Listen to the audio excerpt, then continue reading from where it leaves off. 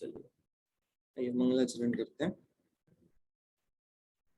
चारों तरफ पंच परमेष्ठि भगवंतों को निज आत्मा का ध्यान करते हुए स्मरण करें। बीच में हम आज भी परद्रव्य और अन्य विषयों में सुख ढूंढने का व्यर्थ प्रयास किए जा रहे हैं। ओम नमः सिद्धेभ्यः।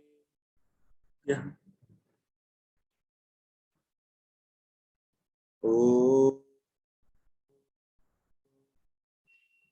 नमः सिद्धेभ्यः। ओम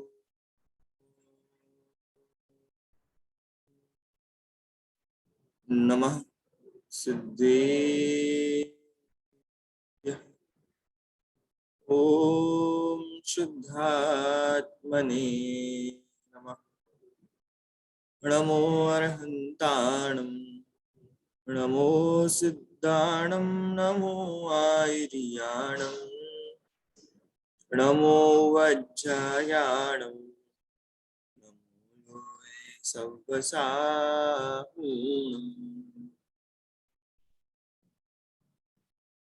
मोक्षमार्गस्य नेतारं वित्तारं कर्मभूकृताम् ज्ञातारं विश्वतत्त्वानां वन्दे तद्गुणलब्धये।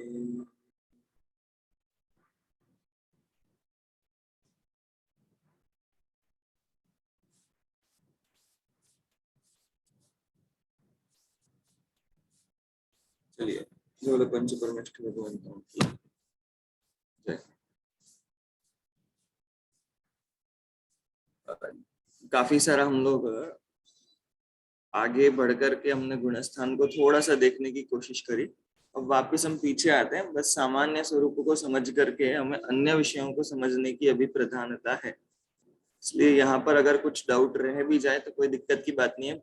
आगे पूरा सेमेस्टर में गुणस्थान ही गुणस्थान चलेगा। 7 गुणस्थानों के हमने नाम देख लिए थे, जिनका सामान्य स्वरूप लगभग आप सभी को ध्यान में आ गया। जिसमें से पहला गुणस्थान तो बहुत इजी है, क्योंकि हम खुद ही हैं, होते हैं अधिकांश समय, हैं ऐसा नहीं कहूंगा, पर होते ही है। अधिकांश जीव मिथ्यात्व में होते हैं। अनादिकाल से हम लोग उसी गुणस्थान में रहे। जब आगे बढ़े, सम्यक तो प्राप्त हुआ, तो एक कषाय चौकड़ी का जब नाश हुआ, तब हम चौथे गुणस्थान में चले गए, अविरत सम्यक। जब 2 कषाय चौकड़ी का अभाव हुआ, तब 5वें गुणस्थान में चले गए। और जब 3 कषाय चौकड़ी का भी अभाव हो गया और बाहर में क्या परिवर्तन आ गया? नग्न दिगंबर दशा हो जाए। हाँ, अभी तक श्रावक व्रत थे, अब महाव्रतों को धारण कर दिया, नग्न दिगंबर मुनि अवस्था को प्राप्त कर गए। तो बहिरंग और अंतरंग, इस प्रकार से 3 कषाय चौकड़ी का अभाव जहाँ किया, ऐसे छठा और 7वां गुणस्थान, उसमें भी 6वें गुणस्थान प्रमत्त नाम दिया। प्रमत्त मतलब राग युक्त, तीव्र राग का उदय है तो प्रमत्त संयत नाम है। और अप्रमत्त मतलब अल्प राग, मतलब राग का मंद उदय जहाँ है। कौन सा राग, कौन सी कषाय? संज्वलन संबंधी, संज्वलन संबंधी जो राग है, उसका तीव्र उदय होने से छठे छठवां गुणस्थान गुणस्थान, और उसका मंद उदय होने से 7वें में 7वां गुणस्थान। ठीक है, इस प्रकार से प्रमत्त संयत और अप्रमत्त संयत, इस रूप से 7 गुणस्थानों की चर्चा हमने करी।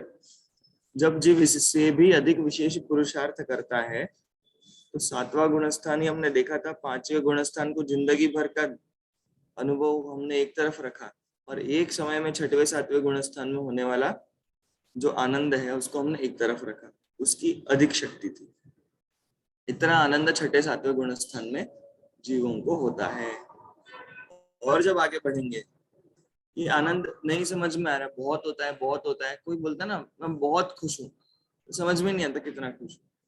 बोले कोई बोले मुझे बहुत गुस्सा आ रहा है, मुझे बहुत गुस्सा आ रहा है, समझ में नहीं आ रहा है। और फिर वो बोलता है मैं पूरा कांच फोड़ दूंगा, तो अब लग रहा है नहीं अब ज्यादा गुस्सा है। तो अन्य चीजों से हम उसका अनुमान करते हैं। हम गुस्से को तो नहीं जानते पर गुस्से का अनुमान करते हैं। ऐसे ही हम आनंद को नहीं जानते पर देखेंगे कि अरे इतने कर्मों का नाश हो गया, अरे ये भी हो गया, अरे वो भी हो गया। तो ये सब पढ़ते हैं तो वो गिनती गिनती लगने में नहीं फंसना है हमको भले ही, बट गिनती क्यों करवाते इतनी सारी? अभी तो नहीं करवा रहा पर तब कराएंगे। ये वाला कर्म चला गया, वो वाला कर्म चला गया, इतने पाप का उदय भाग गया, इतना पुण्य का बंद हो गया। इतनी सब चीजों की गिनती क्यों कराते हैं? कि हम अनुमान लगा सके कि अंतरंग में सोन्मुखता कितनी होगी, आनंद कितना होगा, वितरागता कितनी होगी, इसका अंदाजा हमको उससे आने लगता है। ठीक है, तो इसलिए आवश्यक। खैर आगे बढ़ते हैं और आगे बढ़ते हैं। अब जो जंप है वो और बड़ी लगेगी। मतलब जो चौथे से पांचवे में जंप लगाई थी वो बड़ी थी। आनंद में जंप, गुणस्थान तो एक ही, उनको लगता है 4 और 5 दोनों एक ही लगता है। बहुत बड़ी जंप है, बहुत बड़ी। संसार के सभी जीव जो तरसते हैं संयम, वो प्राप्त करने की बात है। देवों को भी संभव नहीं है। सर्वार्थ सिद्धि में आप सोचो, यहाँ तो हम सोते तो हैं, वहां तो बिना सोए लगातार तत्व चर्चा, नॉन स्टॉप तत्व चर्चा चलती है वहां पर। कोई बात, यहाँ तक कि तीर्थंकरों के दर्शन करने के लिए भी नीचे नहीं आते। सर्वार्थ सिद्धि की बात कर रहा हूं मैं ऊपर। तो वो नकार नहीं रहे उनको, पर वो अपने स्वरूप के ध्यान में और उसकी बातों में इतने लीन हैं, उनको उसकी आवश्यकता नहीं। वो उसको गिन नहीं रहे हैं, ऐसा कुछ नहीं है ना। वो उससे आगे बढ़ करके, पर तो भी संयम को प्राप्त नहीं हो पाए। तो 2 कषाय चौकड़ी का अभाव उनके नहीं हो रहा है। वो व्रत धारण नहीं कर पा रहे ऐसी बात नहीं है, बट वो 2 कषाय चौकड़ी का वो नहीं, जितना भी है वो राग 1 कषाय चौकड़ी के बराबर का ही है। 2 कषाय चौकड़ी के इनके अभाव नहीं। तो संयम में इतना आनंद होता है, परंतु वो मनुष्य और तिर्यंचों को ही संभव होता है। 5वां गुण स्थान, उससे भी बहुत बड़ी जंप छठे सातवें में होती है, बहुत बड़ी जंप। तो ऐसे ही छठे सातवें में भी अब आगे बढ़ेंगे तो 8वें गुण स्थान में तो सोच ही नहीं सकते, इतनी बड़ी जंप लगती है मानो। आप लोगों को मैं ऐसे नहीं बोल रहा हूँ, जब पढ़ोगे तब समझ में आएगा कि इतनी सारी बातें हो जाती है, अचानक जबरदस्त लेवल की विशुद्धता आ जाती है। तो नाम पहले याद कर लेते हैं, इजी है। 2 नाम बता दूं पहले, 8वां और 9वां। अपूर्वकरण, अनिवृत्तिकरण। 2 नाम याद हो गए। 9वां क्या है? अनिवृत्तिकरण। अनिवृत्तिकरण, अनिवृत्ति, निवृत्तिकरण। अनिवृत्तिकरण, अनिवृत्ति या अनिवृत्तिकरण। 8वां अपूर्वकरण। अपूर्वकरण। बढ़िया। और 2 बता देता हूँ। चलो पहले एक एक ही बता देता हूँ। सूक्ष्म सांपराय, 10वां सूक्ष्म संप्रदाय। सूक्ष्म सांपराय। 9वां क्या था? अनिवृत्तिकरण। 8वां क्या था? अपूर्वकरण। और 10वां क्या है? सूक्ष्म संप्रदाय। है ना। अब 11वां और 12वां दोनों में मोह मोह है। एक है उपशांत मोह, एक है क्षीण मोह। 11वां उपशांत मोह, 12वां क्षीण मोह। 11वां क्या है? उपशांत मोह। उपशांत मोह। 10वां क्या था? सूक्ष्म संप्रदाय। और 12वां क्या है? क्षीण मोह। तो उपशांत मोह और क्षीण मोह। ठीक है। तो अपूर्वकरण, अनिवृत्तिकरण, फिर सूक्ष्म सांपराय, फिर उपशांत मोह, और फिर क्षीण मोह। इसके बाद 2 में योग है, योग। एक सयोग केवली और एक अयोग केवली। नियोग केवली भी बोलते हम्म। योग केवली मैंने गुणस्थानों के हिसाब से तो नहीं पढ़ा, हैं। क्योंकि नियोग शब्द तो ये हो जाता है कि बढ़िया नियोग बन गया। मतलब वो अवसर बन गया ऐसे अर्थ में होता है। मतलब योग हट गया है ऐसे अर्थ में नहीं, योग हो भी जाए कहीं, मतलब खास करके छंदों में ऐसा यूज कर सकते हैं, जहाँ कोई काव्य हो छंद हो, वो अलग बात है। बाकी सिद्धांत तो अयोग नाम ही देता है। काव्य करने की जगह पर कहीं पर हो जाए कि नियोग केवली को नमस्कार हो, तो वहां अयोग अर्थ ले लेंगे।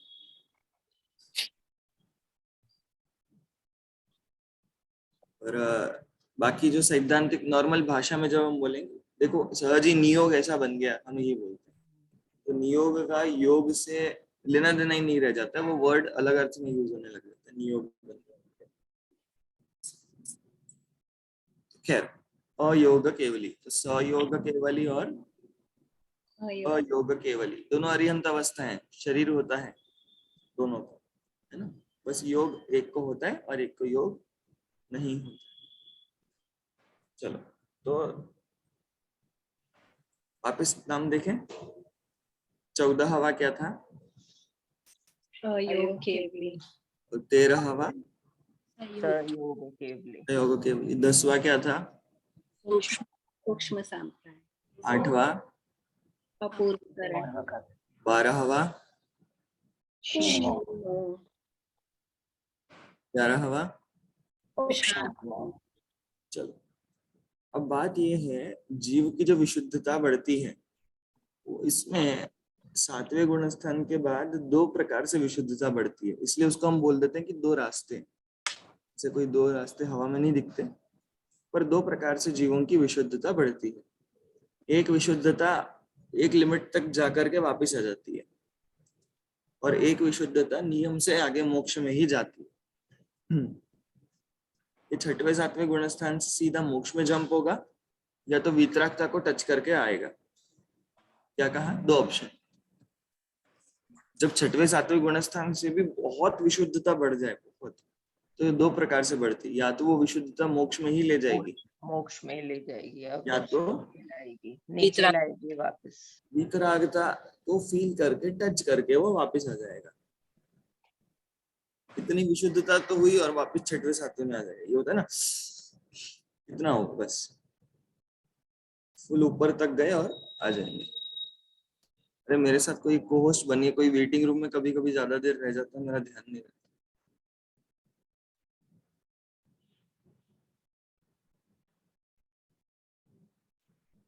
चलो, तो 2 प्रकार से विशुद्धता बढ़ती है, इन्हीं को हम 2 श्रेणी नाम से जानते हैं। तो उपशम श्रेणी और क्षपक श्रेणी। उपशम श्रेणी में कर्मों का उपशम होता है। तो हमको कौन से कर्म से मतलब है? आयु कर्म से कि गोत्र कर्म से? हमको इनमें से किसी कर्म से मतलब नहीं है। हमको मतलब है कि देखो, सम्यक दर्शन तो हमने पा लिया, तो दर्शन मोहनिया तो गायब हो गया। अब हमको मतलब है चारित्र मोहनीय से। ज्ञान कम रहेगा चलेगा? क्या कहा? ज्ञान कम रहेगा चलेगा, पर कषाय बनी रहेगी नहीं चलेगा। इसलिए हमको जो रास्ते में जो मेन चीज है वो क्या है? कषाय, चारित्र मोह हमारे रास्ते में। ध्यान है, चारित्र मोहनीय कितने थे?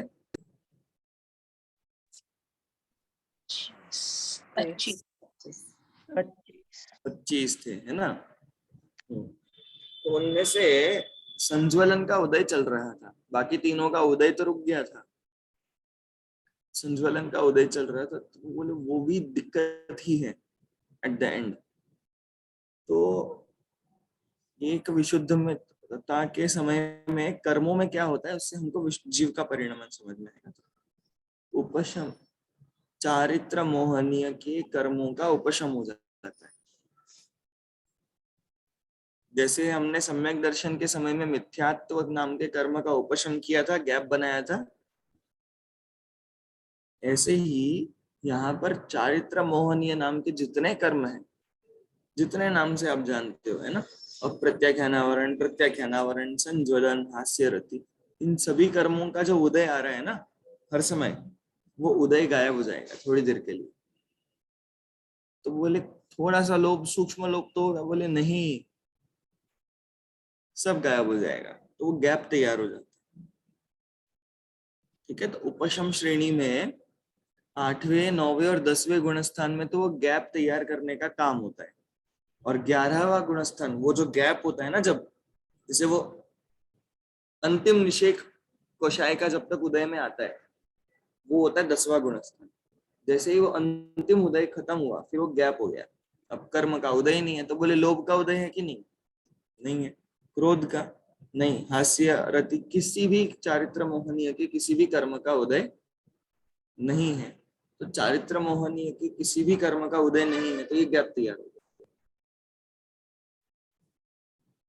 तो कोई भी राग नहीं है, कोई भी द्वेष नहीं है, तो बोले वीतरागी हो रखे हैं, परंतु इतना ही गैप है। जैसे ही टाइम बीतता जाएगा और आगे यहाँ पर एक कर्म की लेवल रेडी है उदय में आने के लिए, निषेक तैयार है ऊपर, वो उदय में आएगा तो ये 11वां गुणस्थान समाप्त हो जाएगा। ठीक है, तो इस प्रकार से 8वें 9वें 10वें गुणस्थान में तो कषाय होती है, कम होती जाती है, वो तो खैर वो तो आप समझ ही रहे हो। परंतु 11वें गुणस्थान में उनका पूरा उपशम हो रखा था, जो उसका टाइम आ जाता है। तो वो जो गैप का जो टाइम है वही उपशम का टाइम है। इसलिए उपशम श्रेणी का अंतिम गुणस्थान है उपशांत मोह। तो कोई पूछे उपशम श्रेणी में व्हाट आर द गुणस्थान, तो 8वां 9वां 10वां और 11वां। 8वां 9वां 10वां और 11वां। उपशांत मोह इज द हाईएस्ट, वहां पर मोह का पूरा उपशांत हो गया है, वो फील हो रहा है वीतराग का, और उसके ऊपर वो जा नहीं सकते, अब वापस वो नीचे आ जाएंगे। और शपक श्रेणी में जो जीव गया है उसको तो कोई गैप वैप तैयार करने की जरूरत ही नहीं, उसने तो कर्मों को नाश ही कर दिया। संज्वलन नाश कर देंगे तुम्हारा, हास्य रति अरति प्रत्याख्यान अप्रत्याख्यान सबका नाश करते हुए जाता है। तो वो तो भाई सब सीधे पूरा वितरागी बन ही जाता है वो तो, है ना। फिर वो केवली भी बन जाता है, क्योंकि वितरागता प्रकट हो गई है। बिना वितरागता के केवली बन जाए रागी द्वेषी होकर के तो पागल हो जाएगा, दूसरों को मारने के पहले खुद ही पागल हो जाएगा, अरे भगवान क्या क्या हो जाएगा मेरे साथ। इतने अनंत भोग की अनंत चीजें दिखने लग जाएंगी। ऐसा तो नहीं कि 2-4 से डील करना है, मेरे साथ भी ये इतना हुआ, बुरा हुआ, ये हुआ, वो हुआ, इसने मारा, उसने मारा, यहाँ दुख भोगे, वहां दुख भोगे, ये किया, वो किया। मेरी मम्मी के साथ भी हुआ। अब मेरी एक मम्मी तो है नहीं, मेरी अनंत मम्मियां मिल जाएंगी। किससे राग करोगे? थक जाएगा, परेशान हो जाएगा। खैर, तो वितरागता पहले होती है और फिर बाद में सर्वज्ञता प्रकट होती है। अब देखो इन गुणस्थानों के नाम से थोड़ा सा देखते हैं क्या होते हैं। अपूर्व करण, करण मतलब होता है परिणाम। करण मतलब क्या होता है? परिणाम। 7वें गुणस्थान तक तो बोलते हैं कि यहाँ तक ऐसे परिणाम तो हम काफी जीवों में देखते हैं, हालांकि वो भी बहुत जबरदस्त लेवल के अनंत आनंद वाले परिणाम है। 6-7वें गुणस्थान में भी जबरदस्त लेवल का आनंद है, हमने देखा था अभी तक, जिसकी हम कल्पना नहीं कर पा रहे हैं, इतना आनंद है।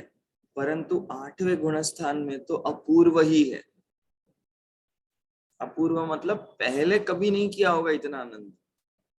हो सकता है 6वें 7वें गुणस्थान के आनंद को तू भी पहले किया हो, पर 8वें गुणस्थान में तो जो भाव है वो तो अपूर्व है। अच्छा चलो, अपूर्व तो है, अब वो भावों की जो लेवल है ना, लेवल, जैसे कि देखो आज हम लोग थोड़े शांत मन है ना, ऐसा शांत मन जो है वो पहले हुआ होगा कि नहीं हुआ होगा? है ना, हुआ होगा कभी। इतने शांत हम पहले भी हुए हैं, है ना। पर हम कभी बैठते हैं तो हमारे मन का आनंद जो है वो थोड़ा बहुत बढ़ता चला जाता है। तो 8वें गुणस्थान में तो जो मान लो कि 8वें गुणस्थान अभी स्टार्ट हुआ है, तो वो परिणाम तो वैसे ही अपूर्व है, बट उसके बाद जो दूसरा परिणाम आएगा वो उससे इतना ज्यादा आनंद वाला होगा कि वो उससे भी अपूर्व होगा। समझ में आया? और 1-2 सेकंड और रुक जाओ उस गुणस्थान में, और अपूर्व आनंद और अपूर्व आनंद और अपूर्व विशुद्धि, इतनी विशुद्धि बढ़ती है कि इतनी विशुद्धि पिछले सेकंड में भी नहीं हुई। पिछले जन्म को तो भूल जाओ। समझ में आ रहा है मैं क्या कह रहा हूं? तो वो परिणामों में अपूर्वपना, अपूर्व मतलब और अच्छे और अच्छे। ऐसा सोचो कि आप आज अभी 8:40 में आप 1 मिनट में 1 पेज याद कर सकते हो, फिर आप में शक्ति बढ़ गई, तो ऐसी बढ़ी कि आप 1 मिनट में 2 पेज पढ़ सकते। अब ये शक्ति कम नहीं होगी। अब जब तक अपूर्वकरण है, अब आप 1 मिनट में 10 पेज पढ़ सकते हो, शक्ति बढ़ रही है मान। अब आप 1 मिनट में 50 पेज पढ़ सकते हो, तो वो शक्ति बढ़ती चली जाती है, कम नहीं होती। अपूर्व अपूर्व अपूर्व अपूर्व अपूर्व अपूर्व परिणाम चित्त के अंदर में जो विशुद्धि है वो अपूर्व रूप से बढ़ती जाती है। इसी का नाम अपूर्वकरण नाम का गुणस्थान। ठीक है, तो जीव की अपेक्षा देखेंगे तो दोनों जगह सेम सिस्टम है, चाहे क्षपक श्रेणी हो चाहे उपशम श्रेणी हो। गुणस्थान का तो स्वरूप वही है कि हर समय कैसे परिणाम होते हैं, अपूर्व परिणाम होते हैं। ठीक है, अनिवृत्तिकरण, वो अपूर्वपना तो चलता रहेगा, कहां तक? 11th तक। ठीक है, तो इसको हम ऑलरेडी एक्सेप्टेड रखते हैं कि 9वें गुणस्थान में अनिवृत्तिकरण में परिणामों में अपूर्वपना तो है ही, डेफिनेटली वो अपूर्व ही होंगे और अच्छे विशुद्ध होंगे। एवरी समय, हर समय परिणाम विशुद्ध विशुद्ध ही होते जाएंगे। परंतु अनिवृत्तिकरण में, करण मतलब होता है परिणाम, अनिवृत्ति मतलब कोई मैच नहीं है। अनिवृत्ति मतलब ये समझ लो, मैं उसका भाव बता रहा हूँ शब्द से नहीं। अनिवृत्ति मतलब ये समझ लो उसका कोई मैच ही नहीं है। दूसरा मतलब समझो कि हर समय के परिणाम फिक्स्ड है। अनिवृत्ति मतलब, निवृत्ति मतलब भेद, निवृत्ति मतलब भेद, अनिवृत्ति मतलब भेद नहीं, नहीं है मतलब समझ लो। कोई 9वें गुणस्थान में मैंने कहा कि फर्स्ट क्लास में है, ये 3rd क्लास में है, स्टूडेंट है स्कूल में। मैंने कहा 10वीं क्लास में, तो लोग अनुमान लगा लेते हैं ना कि 10वीं क्लास में, इसका मतलब इसने क्या क्या पढ़ रखा होगा। तो 10वीं क्लास में मतलब उनको बिल्कुल समझ में आ जाता है, हाँ इतना ही होगा, ऐसा हम अनुमान लगा लेते हैं।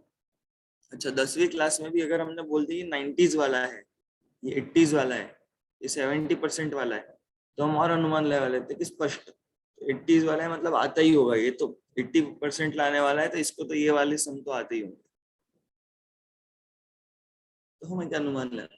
ऐसे ही अनिवृत्तिकरण में जो जीव जाते हैं, अनिवृत्तिकरण में जो जीवों की विशुद्धता बढ़ती है, तो मान लो अनिवृत्तिकरण के परिणाम अब स्टार्ट हुए, तो पहले समय में जितने भी जीव अनिवृत्तिकरण में जाएंगे सबकी विशुद्धता उतनी ही होगी। और दूसरे समय में जो जबरदस्त जंप लगेगी, तो चाहे मैं अनिवृत्तिकरण में जाऊंगा तब, चाहे अनंत काल पहले कोई जीव अनिवृत्तिकरण परिणाम में गया था, उनके परिणामों में कोई भेद नहीं होगा। फिर से समझाऊं वापस एक बार। अनिवृत्तिकरण मतलब फर्स्ट समय में मेरे परिणामों की जो विशुद्धता थी, उससे सेकंड समय में बहुत बड़ा जंप लिया। तो ऐसा हो सकता है ना, किसी जीव के परिणामों ने थोड़ा कम जंप लिया, किसी जीव के परिणामों ने थोड़ा ज्यादा जंप लिया, ऐसा हो सकता है। ऐसा अनिवृत्तिकरण में नहीं हो सकता, अपूर्वकरण तक ऐसा पॉसिबल था। जैसे आप लोग बैठे हो तो कोई तो ज्यादा विशुद्ध हो गया प्रवचन सुनते सुनते, किसी की विशुद्धता कम हो गई, ये डिफरेंस अपूर्वकरण गुणस्थान तक तो हो सकता है, पर अनिवृत्तिकरण के परिणामों में डिफरेंस नहीं होता। पहले समय में जीव विशुद्ध परिणाम वाला था, दूसरे समय में और जबरदस्त ऊंची जंप, अब वो अपूर्वकरण से भी बहुत बड़ी जंप लेनी है, इतने विशुद्ध परिणाम आ गए। मैं दूसरे समय, अभी 2 समय हुए अनिवृत्तिकरण पे, अभी मुझे 3 समय हुए तो और बड़ी विशुद्धता और बढ़ गई। चौथे समय में और बढ़ गई। अब मैं केवल ज्ञान के कंप्यूटर में खोल करके आज से 50 साल पहले विधेय क्षेत्र में कोई जीव अनिवृत्तिकरण गुणस्थान में मानो गए थे, जा सकते हैं ना? अगर मैं उनका डेटा निकाल करके देखूं कि चौथे समय में उनकी विशुद्धता कितनी थी, बोले कि मुझे भी, मान लो मैं अभी कभी गया रहूंगा पहले, आज से 1000 साल पहले, मैं भी अगर अनिवृत्तिकरण परिणाम में गया था और मेरे चौथे समय की मैं विशुद्धि को, दोनों को मैच करने की कोशिश करूं, तो वो एकदम इक्वल आएगी, कोई डिफरेंस नहीं आएगा। समझ में आया? जैसे कोई आप लोग बोर्डिंग स्कूल में जाते हैं ना बच्चे, तो आपके दिल्ली से मानो 2 लोग गए, बोर्डिंग स्कूल में गए, दोनों को 12-12 दिन हुए हैं, पर 12 दिनों में दोनों की विशुद्धि इक्वल होगी कि अलग अलग होगी? नहीं समझ में आया? आप दिल्ली से जयपुर में बोर्डिंग में हॉस्टल में 2 बच्चे आए, उनको यहाँ पर आकर के 12 दिन हुए, 12 दिनों में उन्होंने इक्वल सीखा होगा कि कम सीखा होगा, ये ज्यादा सीखा होगा? अलग अलग ही सीखा हुआ है, दोनों पॉसिबिलिटीज है, अलग अलग है, सेम भी equal भी हो सकता है। दोनों पॉसिबिलिटीज है ना? पर हम्म, ऐसा ऑप्शन अनिवृत्तिकरण के परिणामों में नहीं है। अगर इसको 3 दिन हुए सेम हैं ना, होगा। तो इसको इतना आता ही होगा, अगर इसको 4 दिन हुए तो इसको इतना आता ही होगा, आते एकदम इक्वल। जिसको जितने समय हुए हैं उसकी विशुद्धि उतनी ही होती है। ये अनिवृत्तिकरण परिणामों की बात है। हम, आप लोगों को लग रहा होगा कि ऐसा फिक्स करके क्यों रखा है? बात यह है, उसकी जंप इतनी बड़ी है ना, इतनी बड़ी कि उसको अगर थोड़ा भी कम ज्यादा करोगे तो दूसरी जंप में टाइम खराब हो जाएगा। मतलब ये होते हैं ना, क्या बोलते हैं, ये बहुत बड़ी, जितनी मुश्किल एग्जाम को कवर करने वाली चीजें होती है, जैसे ये क्या होता है, इंजीनियरिंग डॉक्टर की एमबीबीएस की पढ़ाई होती है मान, तो जैसे किसी ने बोला कि हफ्ते में 6 दिन क्लास होती है, बोलते 1 दिन छोड़ दिया कर, हमारे साथ घूम ले। बोले नहीं, 1 दिन भी अगर छूट गया तो इतना बड़ा लॉस होता है कि वो कवर करने में टाइम नहीं मिलेगा, क्योंकि पढ़ाई इतनी सारी होती है। अगर पढ़ाई कम होती तो कवर हो सकता था। समझ में आया? ऐसे ही विशुद्धि थोड़ी कम लेवल में बढ़ रही होती तो वो कवर हो सकती थी, परंतु अनिवृत्तिकरण में जिस स्तर पर विशुद्धि बढ़ती है, अगर कोई पीछे रह गया, अगर कम ज्यादा हो गई उसमें, तो वो कवर कर ही नहीं पाएगा कभी। समझ में आया मैंने क्या कहा? क्या समझ में आया बताओ? परिणाम। जब विशुद्धि में कम ज्यादा हो गया परिणामों में, तो वो कभी भी लेवल मैच ही नहीं हो सकते। हाँ, अगर कम रह गया तो वो कभी मैच ही नहीं कर पाएगा, तो कम रहते नहीं है वो, वहां स्वरूप ही ऐसा है कि इतनी विशुद्धि जबरदस्त होती है। और वो विशुद्धि आप किसी भी जीव की देखो, आप पूछोगे कि अनिवृत्तिकरण में कौन से समय में हो, 10वें समय में हो, तो अनिवृत्तिकरण में आज तक, अनंत काल से लेकर के आज तक जितने जीव अनिवृत्तिकरण के 10वें समय में थे, सबकी विशुद्धि एक बराबर थी, है ना? ये जो भेद बताए हैं, अधःकरण, अपूर्वकरण, अनिवृत्तिकरण, हाँ, तो ये अधःकरण और अपूर्व, अधाकरण दिया है क्या आपकी इसमें बुक में, नहीं जिनवाणी? इसमें तो नहीं दिया, वैसे बोल रही हूँ वो मैं क्लास के बाद बताता हूँ, मैं। अच्छा। मैंने इसलिए नहीं लिया है ना। ये थोड़ा सा क्या है, शब्द से अभी से जान लो तो मुझे आगे काम आ जाएगा। आगे मैं सीधे अनिवृत्तिकरण गुणस्थानों में जो मेन काम होता है कर्मों का, ये वो विशुद्धि का, ये सब बातें मैं वहां बताऊंगा। अभी तो हमें गुणस्थान का फील समझना है कि 8वां गुणस्थान अपूर्व होता है और 9वें गुणस्थान तो अपूर्व होता ही है, बट अनिवृत्ति भी होता है।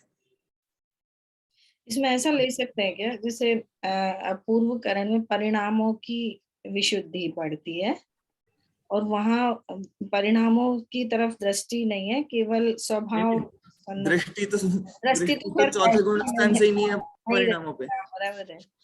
पर परिणामों का ग्राफ चलता है और वह स्वरूप में इतने इतने स्थिर हो गए एक तरह से।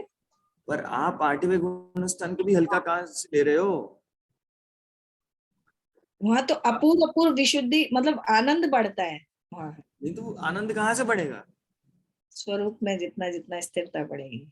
हाँ, और आप तो आपको तो ऐसा लग रहा है अपूर्व मतलब चलो थोड़ा बढ़ गया होगा पहले से। थोड़ा नहीं बढ़ता है। अगर मान लो 1 किलो वजन हो तो उसका सीधा 50,000 करोड़ किलो का वजन हो जाएगा सेकंड समय में। अब तीसरे समय में बोलने के लिए मेरे पास शब्द ही नहीं है। वो तो अंतर मुहूर्त से पहले तो हो ही जाएगा। नहीं, मैंने जैसे 1 किलो से 50,000 किलो क्या होता है वजन, कोई मैं बोलूँ इसके वजन बढ़ा दो, ये तो 50,000 गुना हुआ, संख्यात गुना है। पर वहां संख्यात गुना विशुद्धि नहीं होती, असंख्यात गुना विशुद्धि भी नहीं होती, वहां अनंत गुना विशुद्धि होती। वो कल्पना ही नहीं कर पाओगे कितनी विशुद्धि बढ़ती है अंतरंग में, कितनी कितना अंतरंग दृढ़ता, अंतरंग स्वरूपों में लीनता बढ़ जाती है, आनंद भी उतना बढ़ता है।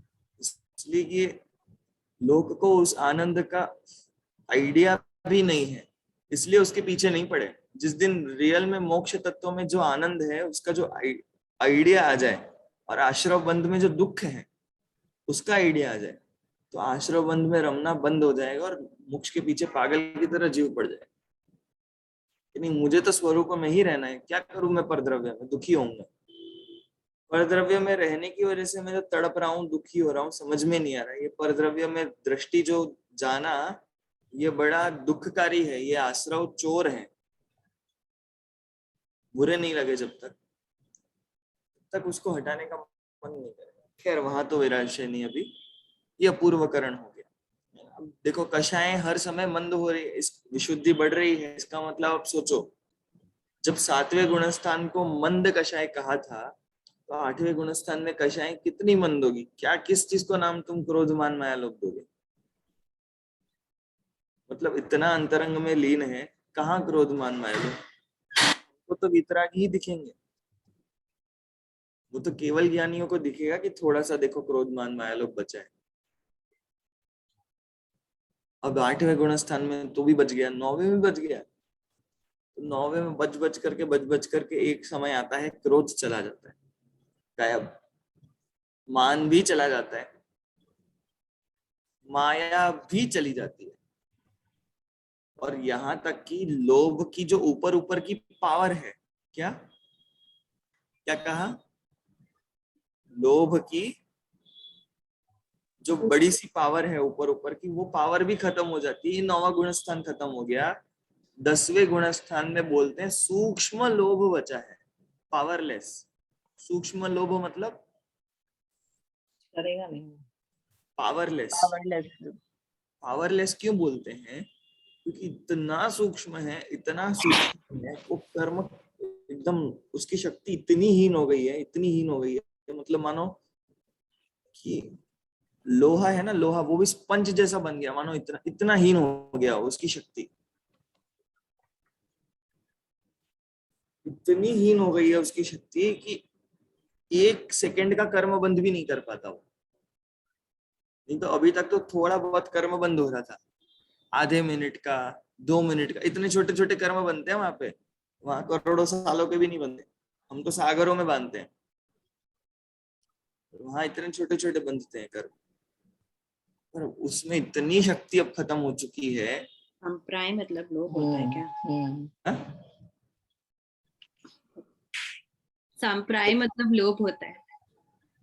सांपराय मतलब कषाय होता है, बट वहां एक ही कषाय है, लोभ। सांपराय शब्द का अर्थ कषाय, सूक्ष्म रह गई, सूक्ष्म मतलब जो वैसे ही सूक्ष्म थी, 7वें गुणस्थान में मंद बोल रहे थे, 8वें में और मंद बोल दिए, 9वें में और मंद बोल दिए, उसको भी क्रोध गायब कर दिए, मान चला गया, माया चला गया, जैसे जैसे नौवे गुण आगे बढ़ रहा और ऊपर से जो लोभ की चीज थी वो भी गायब हो गई। ये नौवे गुण स्थान तक चला। 10वें गुण स्थान में आया तो अत्यंत सूक्ष्म लोभ का उदय बचा हुआ,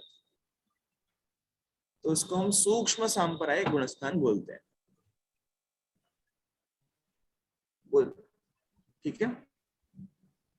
अत्यंत सूक्ष्म लोभ बचा हुआ है, मतलब क्या बोलो, मतलब कोई मान लो डिफरेंस ही नहीं है वीतरागता में और उसमें, इतना सूक्ष्म लोभ है वो। खैर है तो है, गिनाएंगे, अगर है तो गिनाएंगे, सूक्ष्म से सूक्ष्म भी रहा तो भी गिनाएंगे, वो भी चला जाता है तो 11वां गुण स्थान हो जाता है, वहां पूरा का पूरा लोभ भी गायब हो जाता है, बट हालांकि उसका उदय वापस आएगा। तो उपशांत मोह के बाद, जब जैसे उपशांत मोह का जो टाइम है वो समाप्त हो जाए, वापिस लोभ का उदय आएगा, फिर मान माया क्रोध का उदय आ जाएगा, इन सब का, फिर वापिस वो गुणस्थान नीचे नीचे गिरते चल जाएंगे। वो गुणस्थानों के बारे में तुमने बता दिया। क्षीण मोह में कभी सभी के मोह का पूरा नाश हो जाता है। अब तक उदय में सिर्फ लोभ बचा हुआ था, एक सेकेंड, उदय में सिर्फ लोभ बचा हुआ था, पर 12वें गुणस्थान आते आते पीछे पीठ पीछे आगे के करोड़ों सालों के भी क्रोध मान माया लोभ हास्य रति सब साफ हो गए। बाहर में सेम सीन दिख रहा था, पर पीठ पीछे से वो भी सारे साफ हो गए। देखो अब हम लोग, जैसे हम लोग बच्चे होते हैं ना, तो हम लोग के नॉर्मली रूम वूम सब कुछ साफ नहीं होते हैं, सब कुछ यहाँ फैला हुआ है, कुछ यहाँ फैला हुआ है, कुछ वहां फैला हुआ है। पता चला मेहमान आ रहे हैं तो 10 मिनट में साफ हो जाता है। तो 10 मिनट की सफाई कैसी होती है, सब दबा हुआ रहता है कचरा, तो जैसे ही वो चले गए मेहमान, वो वापिस उसका उदय आ जाएगा। और अगर आप घर पे रहो तो वो बाहर बाहर से चलो वो साफ तो हो भी जाएगा, और पीठ पीछे कोई आपके घर में ही रहेगा, मम्मी रहेंगी और कोई रहेगा, वो पीठ पीछे से भी जो बाकी था वो भी साफ होता चला जाएगा। ठीक है। तो वो क्षीण मोह गुणस्थान आते आते, क्षीण मोह गुणस्थान में कुछ नाश नहीं होता है, वहां तक पहुंचते पहुंचते पीछे से पूरी सफाई हो चुकी है। तो 10वें गुणस्थान में जो सूक्ष्म लोभ था, उसके बाद जो जीव शपक श्रेणी में होते हैं वो सीधे 12वें गुणस्थान में जाते, सीधे जाते हैं, मतलब जंप करते हैं, ऐसा वगैरह कुछ भी नहीं है। विशुद्धता में उपशांत किया ही नहीं है, तो उपशांत मोह वाला ऑप्शन ही नहीं है इनके पास। इन्होंने तो क्षय कर रखा है, पूरा ही साफ करके ऐसी अवस्था में आ गए जहां पर मोहनीय कर्म का तो पूरा नाश ही हो चुका है। 3 ही कर्म बचे हैं अभी, घाती कर्मों में 3 ही कर्म बचे हैं, ज्ञानावरण, दर्शनावरण और अंतराय। मोहनीय तो चला गया, पूरा चला गया, खत्म हो गया मोह। तो क्षीण मोह गुणस्थान में आते आते मोहनीय कर्म का पूरा नाश हो चुका है। हाँ अब बोलिए नैया दीदी। भैया ये पूछ रही थी, जैसे उपशम श्रेणी से जो कोई चढ़ता है उसका 8वां 9वां 10वां, और जो शपक श्रेणी से जो चढ़ता है 8वां 9वां 10वां, इन दोनों का सेम होगा? नहीं, वही बोल रहा हूँ, परिणाम तो वही सेम रहेंगे हालांकि, पर डिफरेंस रहेगा। डिफरेंस ये रहेगा कि एक में पीछे से सफाई भी होती जा रही है कर्मों की, और एक में कर्मों को दबाया जा रहा है। मतलब परिणाम की अपेक्षा देखेंगे तो सेम परिणाम चलेंगे, लेकिन अगर कर्म की अपेक्षा देखेंगे तो उपशांत वाले के कर्म दबते जा रहे हैं और क्षीण परिणामों में भेद तो फिर आ ही जाएगा ना। हालांकि चूंकि कर्म में हम देख ले रहे हैं कि कर्म की तो पूरी सफाई हो गई, तो जो वर्णन करेंगे अपूर्वपना है वो सेम रहेगा, अपूर्व ही रहेंगे। अनिवृत्तिकरण है तो क्षपक श्रेणी के अनिवृत्तिकरण के जो परिणाम है वो क्षपक श्रेणी के अनिवृत्तिकरण के साथ ही मैच करके देखना। उपशम श्रेणी के जो अनिवृत्तिकरण है उससे मैच करके। विशुद्धि तो ज्यादा है ना क्षपक श्रेणी में, क्योंकि नाश कर रहा है ना, पूरे कर्मों को नाश करके केवली बन रहा है। तो फिर बोले ना, हम कोई भी देखो, कोई भी अनिवृत्ति के उस समय में है, तो फिर अगर वो 9वां गुण स्थान है उसका, तो फिर तो सेम ही होना चाहिए हर चीज, परिणाम, चाहे वो उपशम श्रेणी वाला उपशम और शपक वाला हो तो भी नहीं सेम। नहीं उपशम नहीं, उपशम श्रेणी के अनिवृत्ति परिणामों की विशुद्धि फिक्स है, और उसको उपशम श्रेणी वाले जीवों के साथ ही कंपेयर करना है। शपक श्रेणी वाले जीवों की विशुद्धि फिक्स है, उनको क्षपक श्रेणी वाले अनिवृत्तिकरण वालों के साथ ही कंपेयर करना है। तो इसका मतलब परिणाम भी अलग अलग ही हुए, क्योंकि कर्मों में चेंजेस भी। परिणामों का स्वरूप एक है, परिणामों की जो विशुद्धि है वो अलग अलग लेवल की है। मतलब अपूर्वकरण का जो सिस्टम है ना, सिस्टम अपूर्वकरण में यही होता है, सिस्टम वही है, विशुद्धि अलग होगी। नहीं समझे? अनिवृत्तिकरण मतलब हम बोल रहे हैं ना कि परिणाम अनिवृत्ति होते हैं। नहीं, तो परिणाम और विशुद्धि में डिफरेंस क्या हो गया? अभी तक तो एक ही लग रहा था। नहीं नहीं, मतलब ये समझो, चलो आप मान लो अलग अलग परिणाम, ठीक है, आप जिस चीज को परिणाम बोल रहे हो वो अलग अलग होता है। सेम क्या होता है? सिस्टम सेम है, अपूर्वकरण का जो सिस्टम है वो दोनों में सेम रहेगा।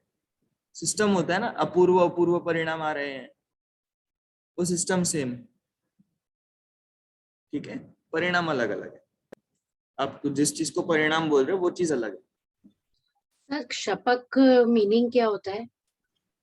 क्षय करने वाला। सर उपशांत मोह वाला जो गुण स्थान है 11वां, उसमें भी अंतर मुहूर्त काल के लिए ही होता है वो। हाँ, इतना ही दबा पाए थे। श्रेणी चढ़ने के गुणस्थान अंतर्मुहूर्त, सभी अंतर्मुहूर्त है। ये बोल सकते हैं ना, जैसे प्रोसेस सेम है। हाँ हाँ, वही कह रहा हूँ, वही आप समझ गए हो।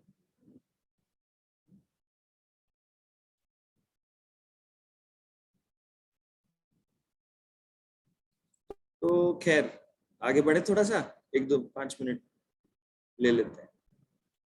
सर थोड़ा एक बार बस उपशांत कषाय और क्षीण कषाय को एक बार वापस समराइज कर दीजिए। हाँ, बस यही था कि उपशांत कषाय में सभी कषाय दब गई हैं मोहनीय की, बट दे आर इन सत्ता। बोल दीजिए, आप ही बोलो, रिपीट करो। Mic mic mic. उपशांत कषाय में मोहनीय की सभी कषाय, मोहनीय दब गया है लेकिन फिर भी सत्ता में है, और क्षीण कषाय में मोहनीय पूरी तरह से नाश हो गया है। गायब ही हो चुका है। अब कोई पूछे कितने कर्म हैं तो बोलेंगे 7। 8 कर्म ही नहीं है उस जीव के। 4 घाती कर्मों में से एक वाला तो पहले से ही गायब हो चुका है। कहाँ पर? 11वें गुण स्थान में। नहीं, क्षीण मोह चौथे में। अच्छा, गायब हो चुका है। कहाँ? उपशांत मोह में तो उपशम हो चुका है ना। हाँ, उपशांत मोह नहीं, क्षीण मोह में गायब हुए। गायब हो जाएगा। 12th गुण स्थान में कितने कर्म है जीव को? 7 ही बचे ना। एक हाँ। मोह की तो पूरा सफाई हो चुकी, वहां पे सब ठीक है, मोहनीय कर्म जा चुका है। अब 13वां गुण स्थान, 12वें गुण स्थान में अब घाती कर्मों में कितने बचे? 3 बचे। कौन कौन से?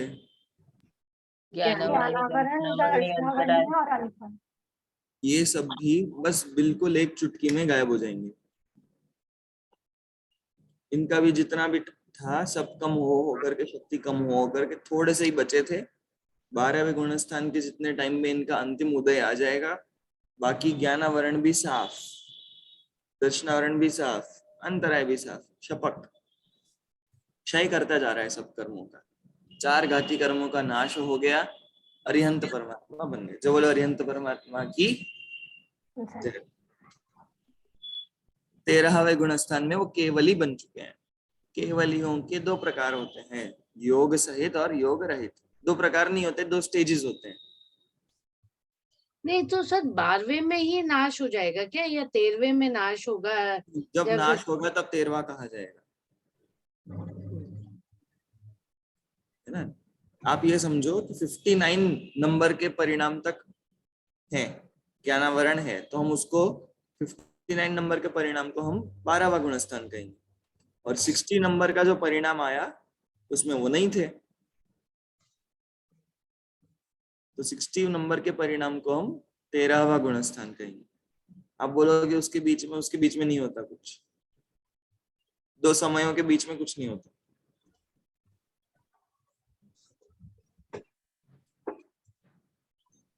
तो कुछ लोग कहते हैं कि 12वें के अंत में क्षय हुआ, 13वें के पहले में क्षय हुआ। सिस्टम इतना है, 59 तक मानो थे और 60 तक नहीं है। 60 पर देखा तो है ही नहीं, तो 60 नंबर का परिणाम सहयोग केवली है और 59 नंबर का परिणाम क्षीण मोह है। तो पहला स्टेप होता है योग सहित होते हैं, कोई भी केवली होते हैं तो अभी उनका योग होता है, हालांकि उनमें मन तो उनका पड़ा हुआ है, वचन भी वो यहाँ से बोल नहीं रहे, है ना, मुंह नहीं चलाते, अपने आप उनकी ओमकार ध्वनि निकलती। मन से तो वो सोचते ही नहीं है, क्योंकि अब मन का काम नहीं रहा, इंद्रियों का काम नहीं रहा, केवल ज्ञान प्रकट हो गया है। तो मन को चलाना, आंखों को चलाना, इंद्रिय और अनिंद्रिय को चलाने का काम नहीं रहा। तो हाथ पैर नाक का मतलब वो आंखों से देखना, कान से सुनना, ये वाला काम नहीं रहा। क्यों? क्योंकि क्या बन गए, केवली बन चुके हैं, केवल ज्ञान हो चुका है, एक ही केवल ज्ञान पूरा, सब दुनिया के सब वस्तुओं का हर समय में उनको केवल ज्ञान हो रहा है। तो ऐसे में बस उनको काय है, उनका शरीर है, उसके आधार पर हम व्यवहार से बोल देते हैं कि इनको मन वचन काय का तीनों का योग मानो हो रहा है। कहीं कह दिया तो कह दिया, बाकी इनको योग होता है। तो मेन तो ये होता है कि इनको आत्म प्रदेशों का, मन वचन काय के निमित्त से आत्म प्रदेशों का परिस्पंदन योग होता है। वो मैं अभी ज्यादा नहीं समझा रहा, बट केवली भगवान को योग तो होता है। बट एक चीज मैं आप लोगों को बता देता हूँ अभी से, कि दुनिया भर में सबसे ज्यादा योग केवली भगवान को ही होता है।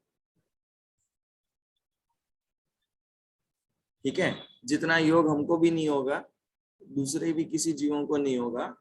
सबसे बड़े जो योग स्थान होते हैं, अब योग स्थान आपने सुने होंगे, नहीं सुने होंगे कभी, समय सार की गाथाएं सुनी है, जीव के बंध स्थान नहीं है, उदय स्थान नहीं है, अध्यवसान स्थान नहीं, ऐसे योग स्थान होते हैं। खैर, योग स्थान में आगे आगे जाओगे तो आगे आगे के जो योग स्थान है वो सारे के सारे केवलियों के ही बनते हैं।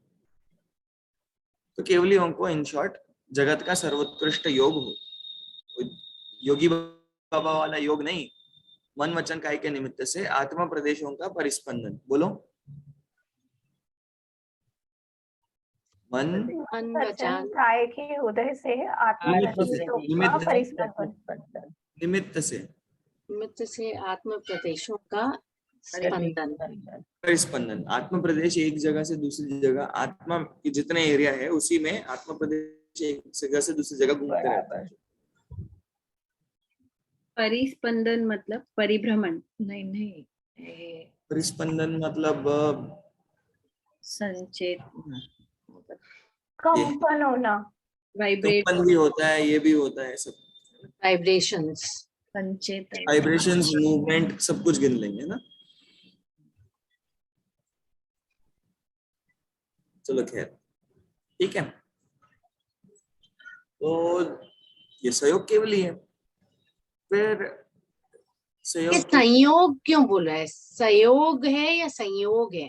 सहयोग, स मतलब सहित। बुक में लिख रखा है संयोग केवली। अरे तो ठीक कर दो आप। अच्छा, ठीक है ना।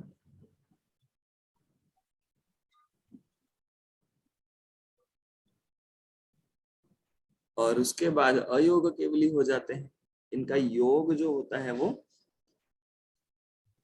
समाप्त हो जाता है। योग जैसे ही खत्म होता है तो कहा जाता है 5 अक्षर बराबर समय मिलते हैं, मतलब अ ई उ री री, 5 अक्षर बराबर मानो। इतने काल में तो मोक्ष हो जाता है।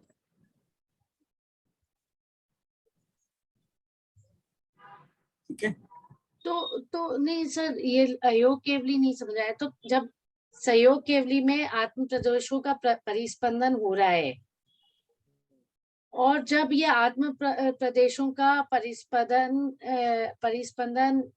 मन वचन काया के निमित्त भी चले गए, तो फिर इतनी जल्दी मतलब खत्म हो गया सब। इन शॉर्ट, अब तक जितना प्रॉब्लम चलता था, कर्मों का आना जो होता है ना, आना, उसको योग चाहिए। जब तक योग होता है तब तक कर्म आते हैं। हालांकि यहाँ पर कर्मों के आने का कोई मतलब तो था नहीं, केवली भगवान को जो कर्म आते हैं वो बिना उदय दिए चले भी जाते हैं, पर योग के निमित्त से कर्मों का आना होता है। क्या कहा? योग के निमित्त से कर्मों का आना होता है। कर्मों का आना होता है। योग जीव का स्वभाव नहीं है। योग जीव का स्वभाव है निष्क्रियत्व।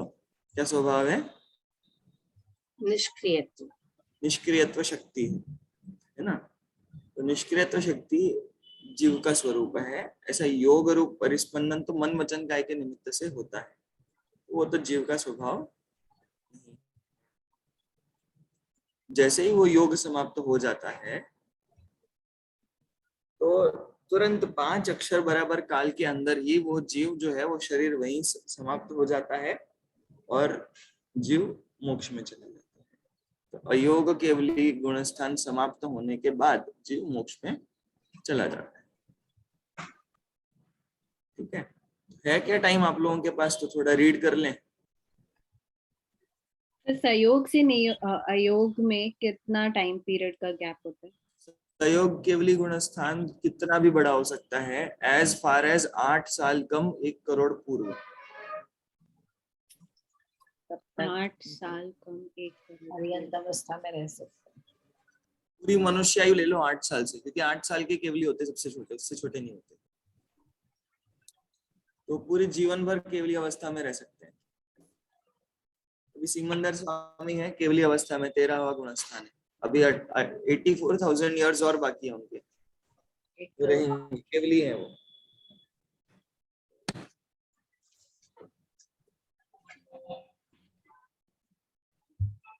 यहाँ से पढ़े। तो सर ये कहेंगे कि 5 अक्षर काल में मोक्ष हो जाता है? हाँ, इतने टाइम में हो जाता है। चलो खैर, आपने बताया जो ये दिया हुआ है अध प्रवृत्तकरण है इसमें, पर अब बता दूं क्या इस बारे में? पहले ये पढ़ लेते हैं ना, पूर्वकरण से पढ़ लो आप।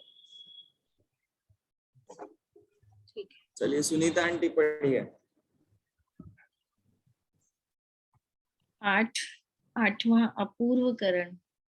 इस गुणस्थान में स्थित जीवों के परिणामों की संज्ञा अपूर्वकरण है। इसका काल अंतर्मुहूर्त है। यहाँ भी प्रत्येक जीव के परिणाम में प्रत्येक समय अनंत गुणी विशुद्धि होती जाती है। भिन्न भिन्न जीवों की अपेक्षा उपरितन समयवर्ती जीव के विशेष के परिणाम अधःस्तन समयवर्ती जीव के परिणामों से सदा विसदृश ही, अपूर्व ही, विशेष विशुद्धि वाले ही होते हैं। और अभिन्न समयवर्ती जीवों के परिणाम परस्पर सदृश भी होते हैं तथा विसदृश भी होते हैं। इस गुण स्थान में स्थित जीवों की इस प्रकार की परिणाम धारा होने से इस गुण स्थान का नाम अपूर्वकरण है।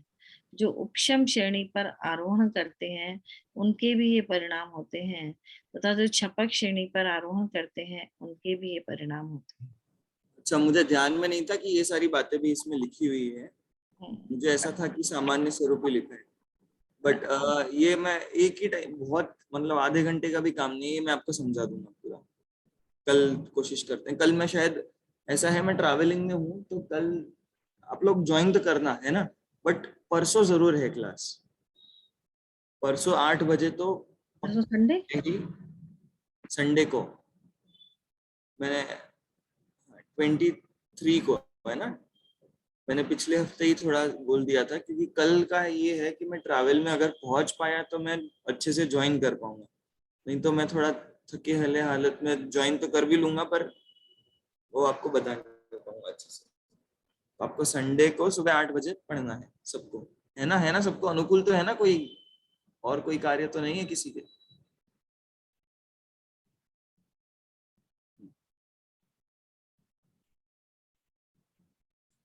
ये मैं बता दूंगा, खैर ये वाला भी मत पढ़ो आप फिर।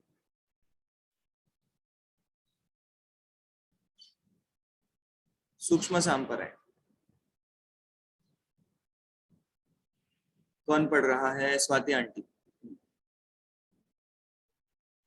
सूक्ष्म सांप्रदाय जिन जीवों के सूक्ष्म भाव को प्राप्त सांप्रदाय अर्थात अबुद्धिपूर्वक होने वाले सूक्ष्म लोभ कषाय के साथ अपने अंतर्मुहूर्त काल तक प्रत्येक समय में अनंत गुणी विशुद्धि को लिए हुए एक समय में एक ही नियत विशुद्धि वाला ही परिणाम होता है, और जिनके निरंतर कर्म प्रकृतियों के उपशमन और क्षपन होता रहता है।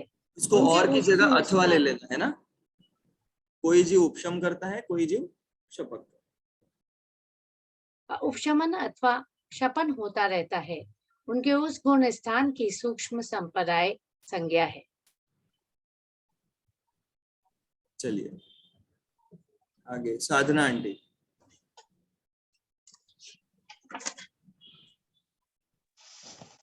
ग्यारहवां उपशांत कषाय जिस गुण स्थान में मलिन जल में कतक फल के डालने पर स्वच्छ हुए जल के समान या शरद ऋतु में कतक फल समझते हैं कृतिका दीदी?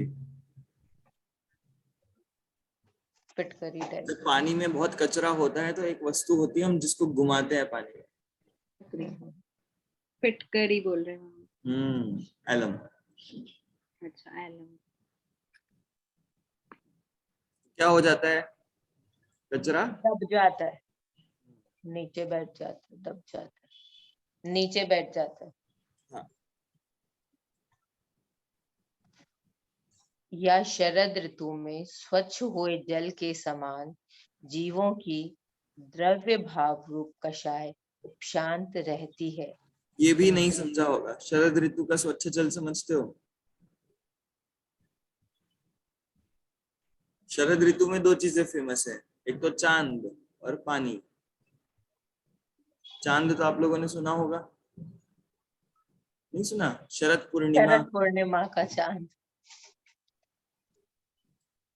तो शरद का चांद शरद होता का चांद। है ना। और तब तक आते आते मौसम ऐसा हो जाता है कि पानी बैठने लग जाता है। जो रेन वाटर हार्वेस्टेड होता है, वो रेन वाटर अभी तक तो क्या है, वो आसपास की जो मिट्टी वगैरह है, पानी गिरता है, बहता है, होता है, तो वो बार बार उसमें मिट्टी घूमती रहती है। बट शरद ऋतु आते आते अब उसमें ये मोमेंट हो जाता है, वो सारी की सारी मिट्टी बैठती चली जाती है। शरद ऋतु आते आते वो पानी एकदम स्वच्छ होता है, उसको वहीं उसकी गंदगी को वहां निकाल सकते। चलो अब पढ़िए। शरद ऋतु में स्वच्छ हुए जल के समान जीवों की द्रव्य भाव रूप कषाय उपशांत रहती है, उनके गुण स्थान की उपशांत कषाय संज्ञा है। इसका काल भी अंतर्मुहूर्त है और इसमें पूर्ण वीतरागता के साथ छद्म